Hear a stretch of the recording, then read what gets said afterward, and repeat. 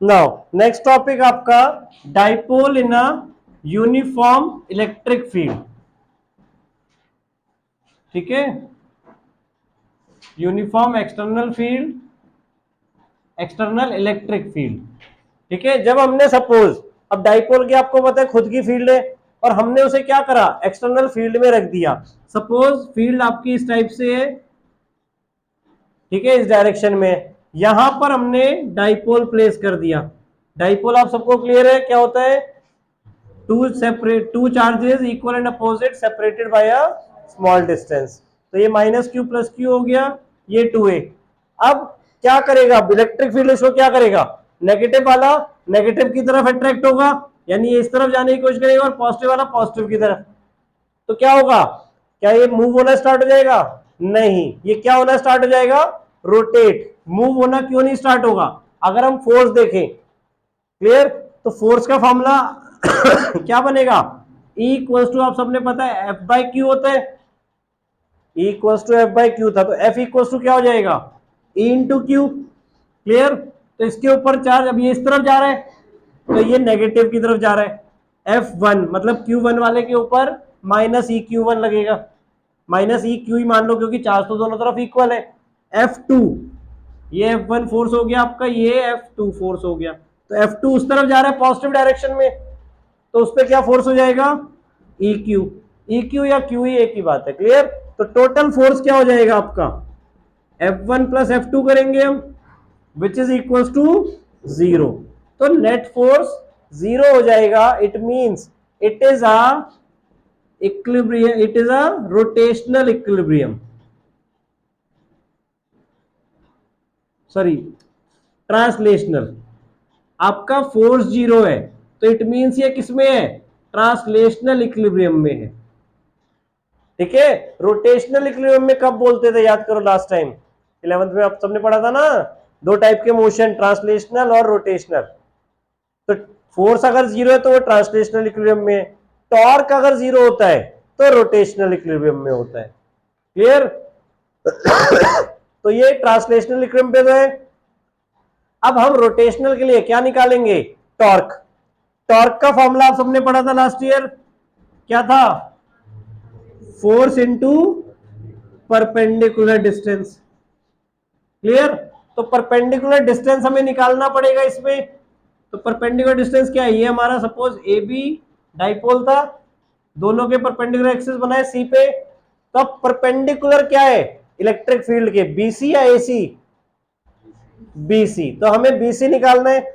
Suppose ये electric field के साथ एंगल बना रहा है थीटा, तो बीसी कैसे निकाला जाएगा, साइन थीटा की हेल्प से। Sine theta equals to perpendicular upon base, sorry perpendicular upon hypotenuse, तो BC upon A B. A B क्या है आपका 2a, तो 2a sine theta equals to BC. यहां तक क्लियर हुआ ये पॉइंट। परपेंडिकुलर डिस्टेंस जो है वो हमारा 2a साइन थीटा आ गया। फोर्स कितना है, ई क्यू दोनों जगह। Clear, so torque equals to Q E या E Q into 2a sine theta. Clear, अब आप सबने डाइपोल मोमेंट पढ़ा है, डाइपोल मोमेंट क्या था, क्यू इंटू 2a, तो डाइपोल मोमेंट में कन्वर्ट हो गया, यानी पी साइन थीटा हम इसे लिख सकते हैं। अब टॉर्क क्या है, स्केलर क्वांटिटी है वेक्टर क्वांटिटी है, वेक्टर क्वांटिटी है, और यहाँ पे साइन थीटा आ भी रहा है। साइन थीटा किस वेक्टर को डिनोट करता है, किस चीज को, क्रॉस प्रोडक्ट को। तो यानी it is a cross product of P cross E. So torque finally आ गया हमारा क्या, पी क्रॉस ई। आया समझ में बेटा? तो डाइपोल को जब हम यूनिफॉर्म एक्सटर्नल फील्ड पे रखेंगे तो उसके ऊपर क्या लगेगा, टॉर्क लगेगा, और कितना, P क्रॉस E या P sine theta. Minimum torque कब होगा, जब एंगल 0 हो जाएगा, और मैक्सिमम टॉर्क कब होगा, जब एंगल 90 डिग्री होगा। क्लियर, कर लो ध्यान से नोट। नाउ मिनिमम टॉर्क कब होगा आपका, जब थीटा क्या हो जाएगा, 0 डिग्री। क्लियर, थीटा आपका 0 डिग्री होगा, तो टॉर्क क्या हो जाएगा वहां पे, जीरो। ठीक है, तो इसको हम क्या बोलेंगे, स्टेबल इक्विलिब्रियम। ठीक है, इसको क्या बोलेंगे हम, स्टेबल इक्विलिब्रियम। मतलब आपका जो डाइपोल है वो स्टेबल इक्विलिब्रियम में है। ठीक है, और मैक्सिमम टॉर्क कब होगा, 90 पे। ठीक है, मैक्सिमम टॉर्क आपका जब थीटा क्या हो जाएगा, 90 डिग्री। ठीक है, तो टॉर्क आपका क्या बन जाएगा, पीई। ना, अब अगर थीटा 180 डिग्री हो गया तो उस टाइम पे टॉर्क क्या होगा आपका, अगेन जीरो, बट वो किस तरफ होगा, opposite to the electric field. जब थीटा 180 डिग्री होगा तो टॉर्क अगेन आपका जीरो होगा, बट वो अपोजिट डायरेक्शन में हो जाएगा इलेक्ट्रिक फील्ड की। तो उसको हम क्या बोलते हैं, अनस्टेबल इक्विलिब्रियम। क्लियर, ये दो चीजें आपसे अलग से पूछी जा सकती है बेटा, स्टेबल इक्विलिब्रियम कब होगा, अनस्टेबल इक्विलिब्रियम कब होगा, मिनिमम टॉर्क कब होगा, मैक्सिमम टॉर्क कब होगा। क्लियर, नोट कर लो ये ध्यान से। नेक्स्ट टॉपिक अब कंटिन्यूअस चार्ज डिस्ट्रीब्यूशन। अब देखो चार्ज आपका डिस्ट्रीब्यूट हुआ है सपोज, ठीक है, बट इनफाइनाइट लेंथ है आपके पास। तो उसमें हम क्या करेंगे, सपोज एक वायर है, पूरी वायर के ऊपर पॉजिटिव चार्ज है, वायर की लेंथ आपको नहीं पता। क्लियर, तो क्या पता है आपको, वहां पे चार्ज डिस्ट्रीब्यूशन की डेंसिटी पता है। क्लियर, अब उसको हम डिनोट करते हैं लैम्डा से बेटा, कि लैम्डा आपको पता है delta Q by delta L है। इसको क्या बोलेंगे, लीनियर चार्ज डेंसिटी। क्लियर, यानी लीनियरली कितना चार्ज आपका डिस्ट्रीब्यूट है पर यूनिट लेंथ, यानी कितना चार्ज है पर यूनिट लेंथ वो आपको पता है। अब देखो मैंने क्या बोला है, इनफाइनाइट लेंथ है, तो इनफाइनाइट लेंथ है तो आपको मेजर ही नहीं कर पाओगे कि वहां पे कितना चार्ज है। तो हमने वहां पे क्या किया, एक एलिमेंट ले लिया सपोज 1 मीटर, वहां पर हमने देखा कितना चार्ज आ रहा है, डेल्टा क्यू। क्लियर, उसको हमने डिनोट कर दिया इस फॉर्मूले से, देखो क्लियर, लैम्डा से, lambda equals to delta Q by delta L. अब इसमें अगर हमें पूरा चार्ज निकालना है तो हमें क्या करना होगा, अब उसके बाद सपोज आपको लेंथ मिल गई कि 5 मीटर है, 10 मीटर है, इनफाइनाइट जो भी लेंथ थी वो मिल गई, तो हम क्या कर सकते हैं डेल्टा क्यू इक्वल्स टू क्या लिखेंगे, लैम्डा डेल्टा एल। और फर्दर अगर वो भी नहीं मिल रही तो हम क्या करेंगे, इसको डिफरेंशिएशन की टर्म्स में लिख सकते हैं, यानी D Q equals to lambda D L. और फिर हमें अगर निकालना है तो क्या करना पड़ेगा, इंटीग्रेशन। क्लियर, इनफाइनाइट लेंथ है तो इनफाइनाइट लेंथ की टोटल चार्ज निकालने के लिए हम क्या करेंगे, इंटीग्रेशन ऑफ दिस। आया समझ में, लीनियर चार्ज डिस्ट्रीब्यूशन और लीनियर चार्ज डेंसिटी लैम्डा आपकी बेटा। इसी तरह और कहां आपका चार्ज डिस्ट्रीब्यूट हो सकता है, सरफेस पे, कि मान लो कोई एक प्लेन शीट है, उस पे पूरा आपका चार्ज डिस्ट्रीब्यूटेड है। क्लियर, पॉजिटिव या नेगेटिव कुछ भी हो सकता है उसके अकॉर्डिंग। क्लियर, तो इसके लिए हमें क्या करना होगा, फिर इसके लिए हमें पर यूनिट एरिया के अकॉर्डिंग लेना होगा। तो यहां पे हमारा क्या यूज होता है, सिग्मा। क्या यूज होता है, sigma. Sigma equals to delta Q by delta S, S stands for surface area. Clear, तो अगेन डेल्टा क्यू क्या बन जाएगा हमारा, सिग्मा डेल्टा एस। इंटीग्रेशन की फॉर्म में D Q equals to sigma DS का इंटीग्रेशन। क्लियर, जहां से जहां तक आपका सरफेस है उस बेसिस पे। तो ये क्या हो गया आपका, सरफेस चार्ज डिस्ट्रीब्यूशन। और इसको क्या बोलेंगे, सिग्मा को हम सरफेस चार्ज डेंसिटी। क्लियर, इसी तरह और कैसे आपका चार्ज डिस्ट्रीब्यूट हो सकता है, सपोज ये रूम है, पूरे रूम में चार्ज डिस्ट्रीब्यूट हो गया, तो ये किस वे में हुआ, वॉल्यूम। ठीक है, कि सपोज आपका कोई एक क्यूब या क्यूबॉइड है, कोई भी शेप, मतलब क्यूब, क्यूबॉइड, सिलेंडर, कोई भी 3D शेप, और उसके अंदर चार्ज है आपका डिस्ट्रीब्यूटेड। क्लियर, तो वहां पर हमें नेट चार्ज निकालना है। क्लियर, तो हमें पहले क्या करना पड़ेगा, वहां पे वॉल्यूम चार्ज डेंसिटी निकालनी पड़ेगी। वॉल्यूम चार्ज डेंसिटी को डिनोट करते हैं हम रो से। Rho equals to delta V by sorry delta Q by delta V. So delta Q क्या हो जाएगा हमारा, रो डेल्टा वी। ठीक है, वी स्टैंड्स फॉर वॉल्यूम। ठीक है, so del D Q equals to rho DV और इंटीग्रेशन। नोट बाद में करना बेटा, पहले समझ लो ध्यान से। D Q rho delta V, DV हो गया क्लियर यहां तक। रो का मतलब वॉल्यूम चार्ज डेंसिटी। ठीक है, ये नेम इसलिए बता रहा हूं, क्वेश्चन में आपको वॉल्यूम चार्ज डेंसिटी मेंशन्ड होगा तो उससे हमें यूज करना है। अब इसमें देखो ये डिस्ट्रीब्यूशन किस टाइप का हो गया, वॉल्यूम चार्ज डिस्ट्रीब्यूशन। इसके अलावा भी कोई और हो सकता है, लीनियरली कर लिया हमने, सरफेस वाइज कर लिया, 3D में कर लिया, और कोई थोड़ी ना हो सकता है 4D 5D। 1D ये हो गया ना लाइन पे, 2 डायमेंशनल 3 डायमेंशनल। Clear now.